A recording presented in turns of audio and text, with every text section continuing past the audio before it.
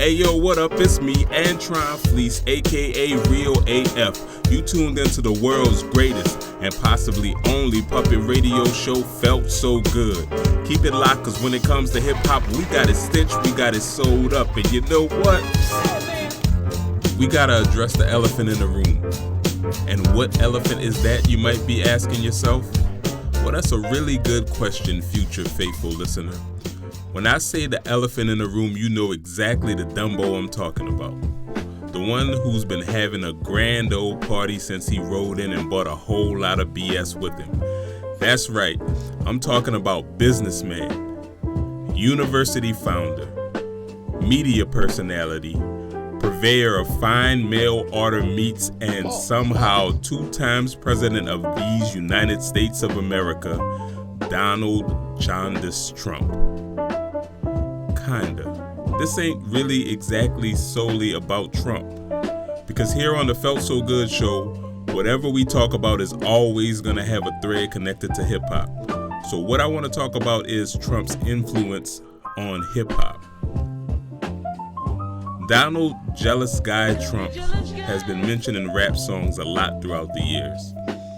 He was summoned like a Pokemon or used like a Yu-Gi-Oh card to invoke the ultimate image of wealth and success.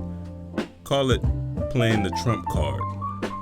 I did a quick consultation with the all-knowing oracle we call Google. The computer say Donald Trump's name has appeared in over 300 rap songs. I think it's probably more, but there were early references like in 1989 on Johnny Royale by the Beastie Boys. And that same year on a song called Lies-Z, the Fat Boys had a line, "Boy, I got money like Donald Trump." In 1990, on the shout-out song, I Gotta Say What Up, Ice Cube said, "I gotta say what's up to Digital Underground and Humpty Hump, cause he making more than Donald Trump." In 91, on Sky Page of Phife Dawg said, "His beepers going off like Donald Trump gets checks." Bun B called himself the Black Trump. So did Raekwon on like 2 occasions, and Young Jock. Nelly asked Bill Gates and Donald Trump to let him in, and it went on that way from the late 80s all the way through the early 2000s. Trump was looked at as an aspirational figure, posing awkwardly in pictures with rappers and showing up on the Fresh Prince and stuff, but then something changed. See, in 2015, Donald, jury of his peers Trump, ran for and managed to win the race for President of the United States of America as a conservative Republican. Hip-hop music and culture has always been, for the most part, diametrically opposed to most of the supposed ideals of the right wing of American politics. Early on, there was a lot of radical anti-establishment protest music. We was fighting the power, raising our fists, and wearing Africa medallions. So there was obviously going to be resistance from hip-hop when Trump came out and ran for president under the party of George W. Bush, who, according to Dude on the Right, doesn't care about black people. More about him later. Not to mention the man who Ludacris said he had meetings with chose the campaign slogan, "Make America Great Again." Nowadays, I know the slogan is synonymous with red hats and whack raps, but first it was used in 1980 by another infamous television personality turned politician. That's right, Ronald Wilson Reagan. Possibly one of the only dead presidents that hip-hop don't rock with. So Trump running for president as a Republican on policies and promises that seem to align with internet far-right, usually racist groups, and sampling his campaign slogan from the president whose administration turned the White House into the White House most definitely did not sit well with hip-hop. By 2015, the references to Trump and lyrics shifted from metaphors for getting money to protest and disses. On Black Friday, Kendrick said you better off voting for Donald Trump than playing with him. The Game said he would knock Trump out his toupee, and Rick Ross even mentioned assassinating him. YG and the late great Nipsey Hussle didn't even sugarcoat it, they just straight up made a song called FDT.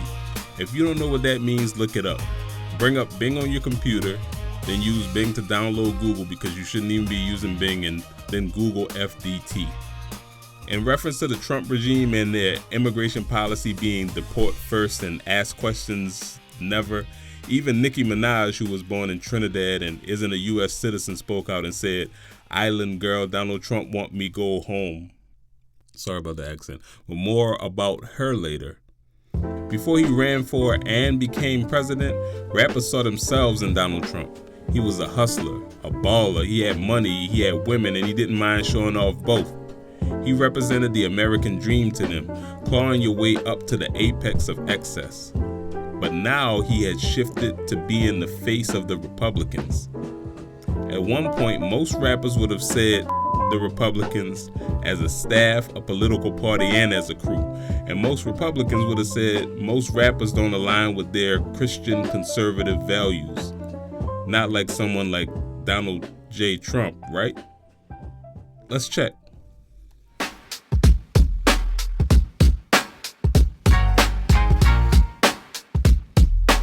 Microphone check 1 2. What is this? All right, we're going to make a checklist and we're going to see who in actuality checks the most boxes for immorality, a rapper or a president. In the presidential column, we have President Donald Jackboot Trump, and in the rapper column, we have O'Shea Ice Cube Jackson. Let's check it out. 1. Who was indicted on RICO charges? 2. Who was convicted of multiple felonies? 3. Whose organization was found guilty of tax fraud? 4. Who has multiple baby mamas? 5. Who has been shot? All right, so that's 5 checks for the president and 0 for the rapper. Alright, it looks like the president fits the stereotypes of rappers more than the actual rapper. Trump did say he's been indicted so many times that black people started to think he's being discriminated against. That's nonsense, of course, but rich dude with tacky, gaudy taste, who's been with a lot of women, has multiple kids by different women, disrespects women, got hit with the RICO, has 30 felonies, has tax problems, had his own sneaker, got shot, and spends a lot of his time behind a microphone. On paper, by stereotypical standards, Trump is basically a gangster rapper. But is that why so many rappers started literally changing their tunes about him? Of course not. There are other way worse, way less complicated reasons. Remember our friend from earlier? Yeah, him on the right. The one who said George War Crimes Bush didn't care about black people because of how his administration handled Hurricane Katrina? We all know what happened to him. He ran for president himself and not only supported Donald Trump, but he threw on a MAGA hat like it was designer. He sat in the Oval Office and told Trump, a man he doesn't even know, to his face that he was the father figure he never had, even though he seems to have a relationship with his own biological father who was still alive. With him, it got worse from there and went all the way to Alex Jones interviews and having Dave Blunt's ghostwrite Nazi chant songs. Eventually, Kanye took out a full-page ad in the Wall Street Journal to apologize and said what we all already thought and still only kinda sorta maybe believe. It was all a result of mental health issues. Now, Snoop Dogg went from being on the opposite end of this bang flag in his video dissing Trump in his first term and saying this. So ain't nobody gonna perform for Donald Trump, huh? Which one of you jigaboo ass gonna be the first one to do it? I'm waiting. I'm gonna roast the out one of you Uncle Tom ass for doing it. Which one of you gonna do it first? I was the one that performs for himself. To performing at a Trump ball in his second term. You had other rappers like Latino rapper Lil Pump support Trump. If you don't remember Lil Pump, firstly, be thankful. Secondly, that's not a surprise, probably because his biggest song is basically him saying Gucci Gang for like 75% of the song. But he's also the dude who went around saying F. J. Cole at his shows.